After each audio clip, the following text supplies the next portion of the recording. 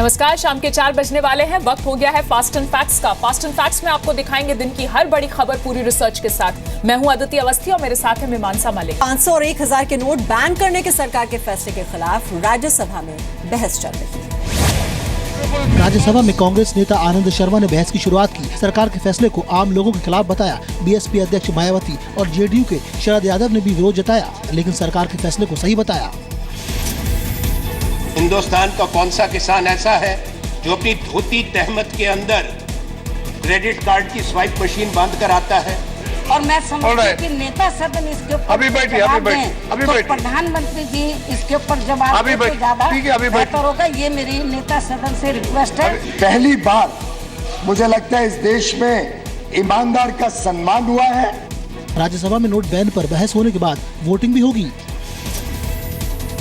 कांग्रेस समेत लगभग पूरा विपक्ष सरकार के फैसले का विरोध कर रहा है। विपक्ष का कहना है कि सरकार ने फैसला सही लिया, लेकिन लागू करने का तरीका ठीक नहीं था। विपक्ष का ये भी कहना है कि जरूरी सेवाओं के लिए पुराने नोटों का इस्तेमाल 30 दिसंबर तक किया जाए। लोकसभा की कार्यवाही आज दिवंगत सदस्यों को श्रद्धांजलि देने के बाद स्थगित कर दी गई। नोटबंदी के सरकार के फैसले के खिलाफ ममता बनर्जी की अगुवाई में कुछ दलों ने राष्ट्रपति भवन तक मार्च किया। राष्ट्रपति भवन तक मार्च में पश्चिम बंगाल की मुख्यमंत्री ममता बनर्जी के अलावा नेशनल कॉन्फ्रेंस के उमर अब्दुल्ला और आम आदमी पार्टी के भगवंत मान भी शामिल हुए। खास बात ये रही कि एनडीए में शामिल शिवसेना ने भी नोटबंदी के फैसले के विरोध में ममता का साथ दिया। सभी पार्टियों ने राष्ट्रपति से अपील की कि वो सरकार से बात कर परेशान लोगों को राहत दें। हमने कहा पहले एटीएम का एक मीनिंग था कि ऑल टाइम मनी, और अभी बोलता है एटीएम आएगा तो अब मिलेगा। राज्यसभा सांसद डॉक्टर सुभाष चंद्रा ने कहा कि नोटबंदी को लेकर कुछ लोग जनता को सरकार के खिलाफ भड़का रहे हैं। जैसे कि मैंने आज सुना कि कुछ लोग आज जेएनयू में ऐसा कुछ इकट्ठे होकर के और जहां लोग बैंकों में खड़े होंगे उनको उकसाने भड़काने का काम करेंगे। इस प्रकार के जो तत्व हैं वही गड़बड़ कर रहे हैं। 8 नवंबर को नोटबंदी के पीएम के ऐलान के बाद सबसे पहले ममता बनर्जी ने सरकार के फैसले का विरोध किया। नोटबंदी के फैसले के खिलाफ ममता बनर्जी ने विपक्षी दलों को एकजुट किया, यहां तक कि शिवसेना से भी बातचीत की। ममता बनर्जी ने नोटबंदी को लेकर लेफ्ट से भी साथ मांगा, लेकिन लेफ्ट ने ममता की मुहिम में शामिल होने से इनकार कर दिया। कांग्रेस और दूसरे विपक्षी दलों ने राष्ट्रपति भवन तक मार्च करने के ममता के फैसले का साथ नहीं दिया। शिवसेना सरकार के फैसले का विरोध कर रही है, लेकिन एनडीए की बैठक में आम राय से सरकार के फैसले का स्वागत किया गया था। नोट बदलवाने के लिए बैंक जाने वाले लोगों की उंगली में स्याही लगाने का काम शुरू हो गया है। दिल्ली के संसद मार्ग स्थित स्टेट बैंक ऑफ इंडिया की ब्रांच में स्याही लगाने का काम आज सुबह शुरू हुआ। जो लोग नोट बदलने के लिए आ रहे थे उनकी उंगली में स्याही लगाई गई। लुधियाना के यूनियन बैंक ऑफ इंडिया की ब्रांच में आने वाले लोगों की उंगली में भी स्याही लगाई गई। हालांकि लखनऊ में ज्यादातर बैंकों की ब्रांच में स्याही का इस्तेमाल नहीं हो रहा है, क्योंकि अभी तक इंक की सप्लाई नहीं की गई है। स्याही लगाने की खबर के बाद बैंक के बाहर भीड़ थोड़ी कम हुई है। हाथ में इस तरह का निशान देखकर स्याही का आप जरूर सोच रहे होंगे कि कहीं इलेक्शन है क्या, कहीं वोट डाले जा रहे हैं क्या। नहीं, ये इंक इलेक्शन की नहीं है, ये इंक वोट डालने की नहीं है, ये इंक है पैसे एक्सचेंज कराने की। ये जो महिलाएं यहाँ पर एक्सचेंज कराने आई थी पैसे, और अब इस तरह की इंक लगाई जा रही है जिससे बार बार एक ही शख्स लाइन में लगकर पैसे एक्सचेंज ना करवा सके। मंगलवार को आर्थिक मामलों के सचिव शक्तिकांत दास ने नोट बदलवाने वालों के लिए उंगली पर स्याही लगाने का निर्देश जारी किया। सरकार के मुताबिक बैंक के बाहर भीड़ कम करने के मकसद से ये फैसला किया गया। सरकार का कहना है कि कुछ लोग भोले वाले लोगों को बैंक के बाहर खड़ा करवाकर नोट बदलवा रहे हैं। स्याही दाएं हाथ की तर्जनी उंगली में लगाई जा रही है, जबकि वोटिंग के बाद स्याही बाएं हाथ में लगाई जाती है। फिलहाल बड़े शहरों में स्याही लगाई जा रही है। अभी गाँव में नोट बदलवाने वाले लोगों की उंगली पर स्याही नहीं लगाई जा रही है। कुछ राज्यों में उपचुनाव को देखते हुए चुनाव आयोग ने वित्त मंत्रालय से कहा है कि स्याही लगाने के फैसले का असर वोट डालने वाले मतदाताओं पर न हो। संघ की मानहानि के मामले में कांग्रेस उपाध्यक्ष राहुल गांधी को जमानत मिल गई है। महात्मा गांधी की हत्या में संघ की भूमिका को लेकर अपने बयान के सिलसिले में राहुल सुबह 10:30 बजे के करीब ठाणे के भिवंडी की अदालत में पेश हुए। राहुल के साथ उनके समर्थक भी मौजूद थे। जमानत मिलने के बाद राहुल ने संघ पर निशाना साधा। जिनसे मैं लड़ रहा हूँ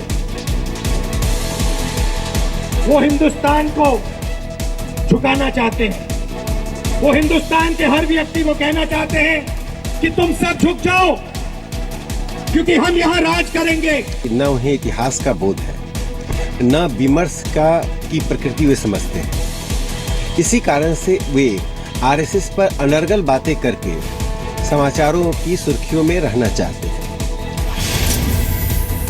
राहुल गांधी ने 6 मार्च 2014 को भिवंडी की एक चुनावी रैली में कहा था कि आरएसएस ने महात्मा गांधी की हत्या की थी। राहुल के बयान से नाराज संघ के कार्यकर्ता राजेश कुंटे ने राहुल के खिलाफ मानहानि का केस दर्ज कराया। मई 2015 में सुप्रीम कोर्ट में अर्जी दाखिल कर राहुल ने केस खारिज करने की मांग की थी। सितंबर 2016 में राहुल ने सुप्रीम कोर्ट में अपनी याचिका को वापस लेते हुए कहा कि वो ट्रायल का सामना करेंगे। मानहानि मामले में अगली सुनवाई 30 जनवरी को होगी। कश्मीर के बारामूला में आतंकियों के साथ मुठभेड़ में पुलिस का एक जवान शहीद हो गया। मुठभेड़ सुबह करीब 7:30 बजे शुरू हुई। सुरक्षा बलों को मारवाल के जंगलों में कुछ आतंकियों को छिपे होने की जानकारी मिली थी। इसके बाद जम्मू कश्मीर पुलिस के स्पेशल ऑपरेशन ग्रुप, सेना और सीआरपीएफ के जवानों ने सर्च ऑपरेशन शुरू किया। इस दौरान आतंकियों की फायरिंग में कांस्टेबल मोहम्मद शफी घायल हो गए। इलाज के लिए उन्हें कुपवाड़ा के मिलिट्री अस्पताल में ले जाया गया, लेकिन उन्हें बचाया नहीं जा सका। शहीद के शव को श्रीनगर की पुलिस लाइन्स में लाया गया, जहाँ उन्हें नम आंखों से श्रद्धांजलि दी गयी। शव को बाइज्जत सलामी के साथ लिया जा रहा है और उनके शव को इनके जो है आबाई गांव वहां लिया जाएगा, जो साउथ कश्मीर के कुलगाम इलाके में है। आज सुबह दरअसल स्पेशल ऑपरेशन ग्रुप को एक सूचना मिली थी कि जलूरा के जंगलों में कुछ मिलिटेंट्स छुपे हुए हैं। कश्मीर में हाल के दिनों में सुरक्षा बलों और आतंकियों के बीच कई मुठभेड़ हुई हैं। 7 नवंबर को दक्षिण कश्मीर के शोपियां में मुठभेड़ के दौरान एक आतंकी मारा गया, 2 जवान भी घायल हुए। 12 अक्टूबर को पंपोर में आतंकियों से 56 घंटे तक मुठभेड़ चली, 2 आतंकी मारे गए। 6 अक्टूबर को नौगामा में सेना ने मुठभेड़ के दौरान 4 आतंकियों को मार गिराया। आतंकियों को तलाशने के लिए अभी भी जंगल में सर्च ऑपरेशन चलाया जा रहा है। बॉलीवुड एक्टर नाना पाटेकर ने जम्मू कश्मीर में बीएसएफ के जवानों के साथ वक्त गुजारा, उनकी हौसला अफजाई की। नाना पाटेकर इन दिनों जम्मू कश्मीर में सीमा पर बीएसएफ कैंप्स का दौरा कर रहे हैं, वीर जवानों की हौसला अफजाई कर रहे हैं। नाना पाटेकर कल कठुआ के बीएसएफ कैंप में थे, तो आज वो जम्मू में बीएसएफ कैंप पहुंचे। नाना पाटेकर ने कठुआ में जवानों के साथ वक्त बिताया, उनसे बातचीत की और आज जम्मू में नाना पाटेकर ने शहीद जवानों को श्रद्धांजलि दी। शहीद गुरनाम सिंह के परिवार वालों से भी मुलाकात की।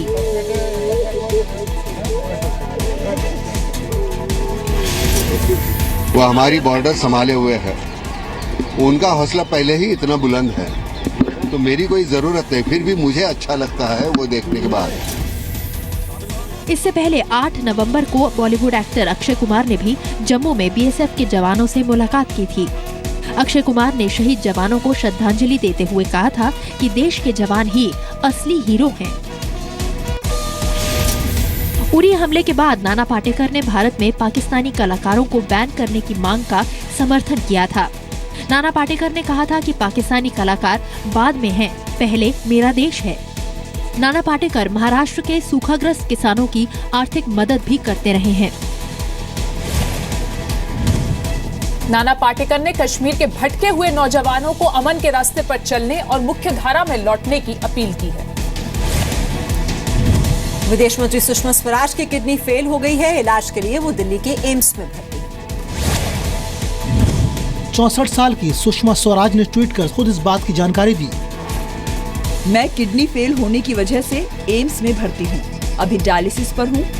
किडनी ट्रांसप्लांट के लिए टेस्ट किए जा रहे हैं, भगवान कृष्ण आशीर्वाद देंगे। सुषमा स्वराज को इस महीने की 7 तारीख को एम्स में भर्ती कराया गया था। एम्स के कार्डियो न्यूरो सेंटर में उनका इलाज चल रहा है। सुषमा स्वराज को पिछले 20 साल से डायबिटीज है, इस वजह से किडनी की समस्या बढ़ी। सुषमा स्वराज को निमोनिया और दूसरी दिक्कतों की वजह से अप्रैल में भी एम्स में भर्ती कराया गया था। ट्वीट करने के 1 घंटे के अंदर सुषमा स्वराज के ट्वीट को 3000 से ज्यादा लोगों ने रीट्वीट किया। सुषमा के ट्वीट करने के बाद एम्स ट्विटर पर ट्रेंड करने लगा। ट्विटर पर लोग उनके ठीक होने की दुआ कर रहे हैं। हरियाणा के करनाल में शादी समारोह में उस वक्त मातम फैल गया जब गोली लगने से एक महिला की मौत हो गई और कई लोग घायल हो गए। करनाल रेलवे स्टेशन के पास सावित्री फॉर्म में शादी समारोह चल रहा था। डीजे की धुन पर लोग नाच रहे थे। अचानक खुशी का माहौल गम में बदल गया। आरोप है कि शादी के कार्यक्रम में आशीर्वाद देने पहुंची साध्वी देवा ठाकुर ने अपने बॉडीगार्ड्स के साथ हवाई फायरिंग की। इसकी वजह से दूल्हे की मौसी की मौत हो गई और कुछ लोग घायल भी हो गए। मैं यहाँ रिश्तेदार समय समय आता रहता हूँ। यहाँ ब्याह शादी में फंक्शन में सीएम की सिटी है, लॉ ऑर्डर कुछ शरेआम गोली इतनी चलती है, फुल सोई हुई है। लेडी सुनीता नाम की लेडी थी जो परिवार की रिश्तेदार थी, उनकी मौत हो गई है। जो भी ऐसे व्यक्ति ये इलीगल काम कर रहे हैं सब पर हम एक्शन लेते भी आए हैं और आगे भी लेंगे। पुलिस ने चश्मदीदों के बयान के आधार पर आरोपियों के खिलाफ हत्या और आर्म्स एक्ट सहित कई धाराओं के तहत मामला दर्ज कर लिया है। 26 साल की देवा ठाकुर करनाल में ही अपना आश्रम चलाती हैं। साध्वी देवा ठाकुर हिंदू महासभा की उपाध्यक्ष रह चुकी हैं। साध्वी देवा ठाकुर पर कई विवादित बयान देने का आरोप है।